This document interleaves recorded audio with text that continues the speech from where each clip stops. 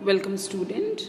हमारी previous class में हमने अपराध के कॉन्सेप्ट, अपराध के कारण और किस प्रकार से अपराध पे नियंत्रण किया जा सकता है, इस पर हमने बात करी। और अपने भारत में अपराध के कारणों पर भी जो है चर्चा करी। आज हम इस बात पे चर्चा कर रहे हैं कि भारत में किस प्रकार अपराध को नियंत्रण किया जा सकता है। क्राइम कंट्रोल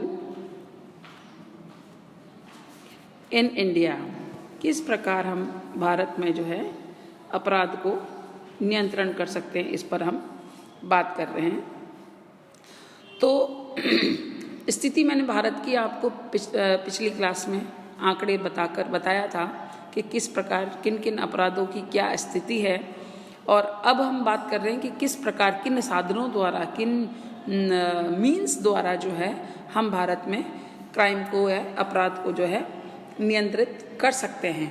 पहला जो है वह है अपराध नियंत्रण से संबंधित विभिन्न कानून, डिफरेंट लॉज जो बनाए गए हैं, नियम जो बनाए गए हैं, वो अलग अलग अपराध के लिए अलग अलग नियम कानून वगैरह बनाए गए हैं और वो धाराएं लगाकर जो है अपराधियों को दंडित करने की हमारे यहाँ व्यवस्था है। दूसरा है अपराधियों की धरपकड़ हेतु पुलिस की नियुक्ति, बहुत इम्पॉर्टेंट है। अगर अपराधी बचकर निकल जाता है तो कहीं ना कहीं जो है पुलिस का बहुत बड़ा लेक्यूना होता है या पुलिस एफिशिएंटली काम नहीं करती है। इसके लिए अगर मैं आपसे बात करूं तो जो पिछली क्लास में मैंने आपको बताया था कि भारत में जो है पुलिस बल की बहुत कमी है। और अगर वर्तमान समय में हम बात करें तो भारत में 1 लाख की जनसंख्या पर 142 पुलिसकर्मी नियुक्त हैं, जो कि आवश्यकता की तुलना में आधे से भी कम है। और साथ ही पुलिस व्यवस्था के आधुनिकीकरण की भी आवश्यकता है, क्योंकि आजकल इतने अपराधी जो है इतने हाईटेक हो गए हैं, इतना ज़्यादा जो है टेक्नोलॉजी का इस्तेमाल करते हैं कि उसमें हमारी पुलिस जो है कहीं ना कहीं अपराधियों को पकड़ने में पिछड़ जाती है। तो हमारी जो पुलिस सेल है उनको भी हाईटेक करने की बहुत ज़्यादा ज़रूरत है, क्योंकि उसके बगैर पुलिस चल रही है आउटडेटेड सिस्टम से और क्रिमिनल्स जो है बहुत हाईटेक तरीके से चल रहे हैं, तो पता ही नहीं चलता है कि अपराधी कौन है। तो इसके लिए हमारे पुलिसकर्मियों को, पुलिस सेल को बहुत इम्पॉर्टेंट है कि इसको हाईटेक करना, अपग्रेडेड करना from technology point of view. फिर बात होती है कि न्यायालय और न्यायाधीशों की।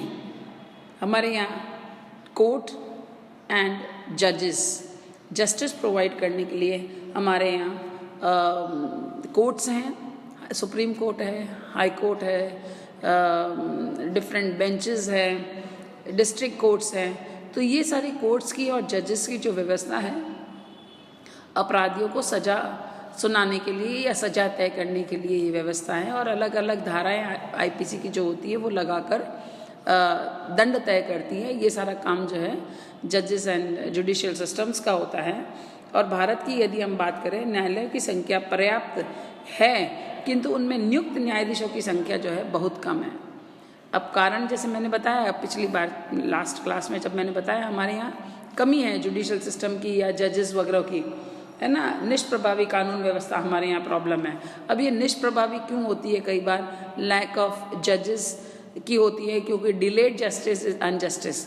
जब जजेस नहीं होंगे तो तारीख पे तारीख होंगी और डिले जस्टिस होगा। समय पर जो है उनकी अपराधियों का जो दंड जो होता है वो नहीं मिल पाता है, तो उससे भी जो है अपराधियों के हौसले जो है बुलंद होते हैं। तो ये भी कहीं ना कहीं जो है अपराध को बढ़ावा देती है। तो हमारे यहाँ न्यायालय तो है, कोर्ट्स तो हैं, बट जजेस की जो है संख्या बहुत कम है। इसी कारण भारत में लंबित पड़े मुकदमों की संख्या निरंतर बढ़ रहे हैं और इससे अपराधियों में दंड का कोई भय नहीं होता है।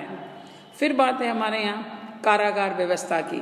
कारागार व्यवस्था हमारे यहाँ जेल सिस्टम है और जेल सिस्टम में आपने देखा होगा, कई बार न्यूज़पेपर में भी आप सुनते हो कि जो है रैकेट्स जो होते हैं जेल से कंट्रोल हो रहे हैं। इसका मतलब जेल में अपराधियों को वे सारी व्यवस्थाएं और सुविधाएं जो है मिलती हैं जो कि जिसकी वजह से वो जेल में बैठे भी अपने कारनामों को अंजाम दे देते हैं। तो हमारा जेल सिस्टम है वो जो है सख्त नहीं है और जेल में बहुत जेल कानून में जो है बहुत सारे सुधार की भी आवश्यकता है। स्ट्रिक्टनेस की बहुत भारी कमी है। नहीं पॉज कर दिया था। कारागृह व्यवस्था, प्रोबेशन और पैरोल प्रणाली को अगर हम विस्तृत रूप से देखें तो पहला, भारत में कारागार व्यवस्था, prison system in India. Bharat में अधिकतम सुरक्षा कारागृहों की संख्या लगभग 1200 है। इनमें से 6% केंद्रीय कारागार है, सेंट्रल जेल है, 18 जिले कारागृह है, डिस्ट्रिक्ट लेवल पर है 18% एंड 75% जो है उप कारागृह तथा 1% विशेष कारागृह, स्पेशल जेल जिसको बोलते हैं, ये सारे की व्यवस्था है। और 32 लाख अपराधियों में से जो विभिन्न श्रेणियों में 17 लाख अपराधियों के लिए गिरफ्तार किए जाते हैं और लगभग 6 लाख को प्रति वर्ष कारागृहों में भेजा जाता है हमारे यहाँ। क्राइम इन इंडिया 1997 एक पुस्तक है जिसमें जो है ये सारी चीज़ों का उल्लेख किया गया है। भारत में कारागृहों की औसत प्रतिदिन जनसंख्या लगभग 1.5 लाख, 1.5 लाख जो है अपराधी जो है जाते हैं, जिनमें से 60% कैदी जो होते हैं, 60% पर मुकदमा चल रहा होता है, अर्थात वे विचाराधीन होते हैं, अभी तय नहीं होता है उन पे जो दंड तय नहीं होता है, तब तक भी वो जेल में रहते हैं। और 40% जो कैदी होते हैं वो सजा याफ्ता होते हैं। सजा याफ्ता मतलब जो ऑलरेडी जो है जिन पे दंड तय होते हैं और वो अपने कन्विक्टेड होते हैं, मतलब उन पे ऑलरेडी क्राइम तय हो चुका होता है और उनका दंड भी जो है तय हो चुका होता है और वो अपने दंड के अनुसार जो है वो जेल काट रहे होते हैं। भारतीय कारागृहों में कुल कैदियों में से लगभग 1% 16 वर्ष की कम आयु के हैं और 17% जो है वो 16 से 21 वर्ष की आयु के समूह के लोग हैं। 40% 21 से 30 वर्ष की आयु के हैं और लगभग 28% 31 to 40 आयु के हैं और 12% जो है 41 से 60 वर्ष की आयु के लोग हैं और 2% ओनली 2% जो है वो सीनियर सिटीजन हैं, 60 वर्ष से अधिक आयु के होते हैं। लगभग 45% जो कैदी कृषि पृष्ठभूमि से होते हैं मगर एग्रीकल्चर बैकग्राउंड से होते हैं और 33% जो है शिक्षित होते हैं और 85% कैदी जो हैं 6 माह से कम अवधि की कैद होती है और 10% कैदी जो होते हैं वो 6 माह से 2 वर्ष तक की अवधि की सजा होती है। देखिए मैंने पहले भी शायद लास्ट क्लास में आपको बताया, whenever you are writing the answer, आप जब एग्ज़ाम में आंसर लिखते हो, स्पेशली ये सेकंड पेपर के जो भी प्रॉब्लम्स ऑफ इंडिया की बात करते हैं, तो उसमें जब भी आप आंसर गिविंग जब आप लिखेंगे तो उसमें आंकड़ों का लिखना अति आवश्यक है। आपको लग रहा होगा मैं ये आंकड़े क्यों बोल रही हूँ आपको, बट क्योंकि अब अपराध क्या है आपको बताना है। हम पढ़ इसलिए रहे हैं क्योंकि आपको वास्तु स्थिति बतानी है कि ये परसेंट होता है, तो उससे जो क्या है अपडेटेड आंसर्स होते हैं और जब अपडेटेड आंसर्स होते हैं, दिए जाते हैं, आंकड़े दिए जाते हैं, तो नो डाउट आपको मार्क्स जो है उसी के अकॉर्डिंग मिलते हैं। So whenever you are writing the answer for the second paper में प्रॉब्लम्स इन इंडिया, भारत में सामाजिक समस्या की जब बात करते हैं तो जब आप समस्या को समझाते हो तो हमें स्थिति भी बतानी होगी क्या है स्थिति। जैसे अपराध हमने समझाया, बट अपराध की स्थिति क्या है ये बताने के लिए हमें अपराधियों की जो है परसेंटेज क्या है, कितने कैदी, जैसे मैंने अभी आपको अभी थोड़ी देर पहले बताया कि इतने परसेंट इतने उम्र के, इतने परसेंट इतने उम्र के। तो ये जहाँ तक संभव हो, मैं ये नहीं कह रही हूँ आपको कि आपको पूरा ही याद करना है, बट जहाँ तक संभव हो आप प्रयास कीजिएगा कि कुछ फैक्चुअल डेटा जो है आप जो है इसमें लिखें वाइल राइटिंग योर आंसर्स। फिर बात करते हैं परिवीक्षा प्रणाली या हम प्रोबेशन सिस्टम। अच्छा, जेल में एक चीज़ और है कि ओपन जेल्स भी होते हैं जिनमें न्यूनतम सुरक्षा कारागृह या प्राचीर, मतलब जो दीवार होती है वह विहीन कारागृह भी कहा जाते हैं। ऐसे कारागृहों की कोई चारदीवारी नहीं होती है, बल्कि एक बड़े क्षेत्र में अपराधियों या कैदियों को घूमने, खेलने व कार्य करने की स्वतंत्रता होती है। अधिकारियों और कैदियों के मध्य सहानुभूति पूर्वक संबंध होते हैं। कैदियों को अपने श्रम के बदले मजदूरी का भुगतान मिलता है तथा उन्हें चिकित्सा व मनोरंजन की सुविधाएं प्राप्त होती हैं। इन कारागृहों में कैदियों में शिक्षा और श्रम के प्रति निष्ठता उत्पन्न करने का प्रयास किया जाता है।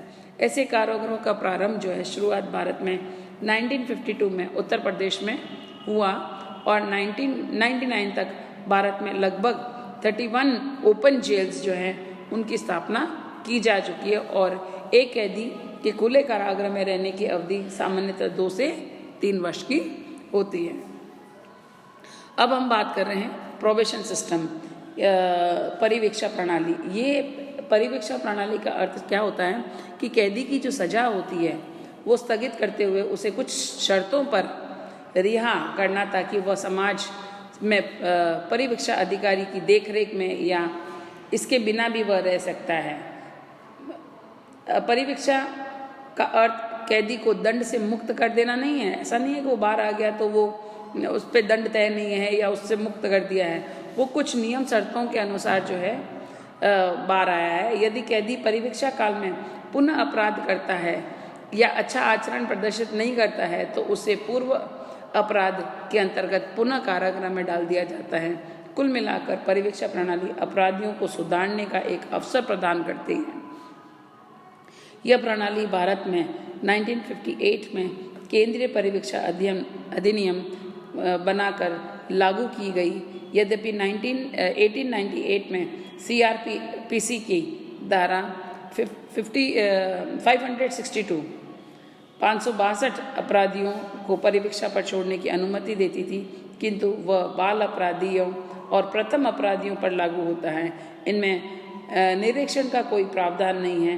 ब्रिटिश सरकार ने जो है 1934 में ये जो है राज्यों को परिवीक्षा से संबंधित निजी कानून बनाने की अनुमति दी गई थी, जिसमें मद्रास और मध्य प्रदेश में 1936 में, बम्बई और उत्तर प्रदेश में 1938 में, हैदराबाद में 1953 में और पश्चिम बंगाल में 1954 में जो है निजी परिवीक्षा कानून का निर्माण किया गया था।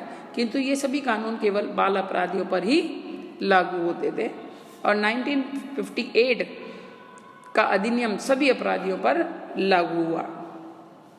अब बात है पेरोल सिस्टम की। पेरोल सिस्टम जो है वह भी जो अपराधियों को सुधारने का एक अवसर प्रदान करने की व्यवस्था है। इसमें कारागृह में दंड की अवधि का कुछ भाग काट लेने के पश्चात कैदियों को समाज के मध्य रहने का अवसर प्रदान किया जाता है। इसके लिए कैदी कारागृह अधिकारियों को इस आशय का प्रार्थना पत्र देते हैं कि शेष अवधि को वह समाज के मध्य अनुशासित जीवन के रूप में व्यतीत करेगा।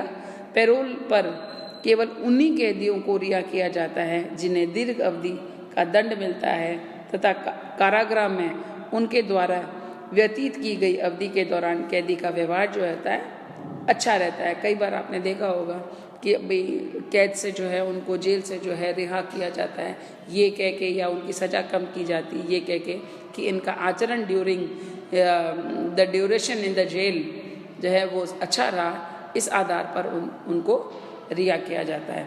पैरोल का प्रार्थना पत्र कोई बोर्ड ऑफ रिलीज द्वारा स्वीकृत किया जाता है। बाकायदा एक बोर्ड बैठता है जो कि ये तय करता है कि उसका आचरण कैसा रहा और उसी के आधार पर उसको रिलीज़ किया जाता है। पैरोल स्वीकृति होने की स्थिति में कैदी को यह आश्वासन देना होता है कि पैरोल की अवधि में बोर्ड द्वारा निर्धारित सभी शर्तों का पालन करेगा। पैरोल अधिकारी की अनुमति के बिना उनके निवास स्थान या व्यवसाय में कोई परिवर्तन नहीं करेगा। पैरोल की अवधि में उसे व्यक्ति पर कारागार अधिकारियों और पैरोल अधिकारियों की कड़ी दृष्टि रहती है। जेल में न रहते हुए भी वो एक प्रकार की कैदी अनुशासन में रहता है। समय समय पर जो है पैरोल अधिकारी को अपने अच्छे आचरण के लिए आश्वस्त करता है और पैरोल अधिकारी की अपेक्षा रिहाई का विशेषाधिकार प्रिविलेज ऑफ रिलीज कहा जाता है भारत में सभी राज्यों में पैरोल व्यवस्था काम कर रही है। उन व्यक्तियों को पैरोल पर नहीं छोड़ा जा सकता है जिन्हें 5 वर्ष की कम सजा प्राप्त हो या जिन्हें दंड की अवधि 1 वर्ष या उससे कम बची हो। 3 वर्ष से कम अवधि की सजा काटने वाले कैदी को पैरोल पर रिहा नहीं किया जा सकता है। 1 वर्ष में केवल 10 दिन की अवधि के लिए ही कैदी को पैरोल पर छोड़ा जा सकता है। So next is suggestion for the control of crime. Bharat में जो अपराध नियंत्रण के जो सुझाव दिए गए हैं उस पर हम नेक्स्ट क्लास में चर्चा करते हैं। Thank you.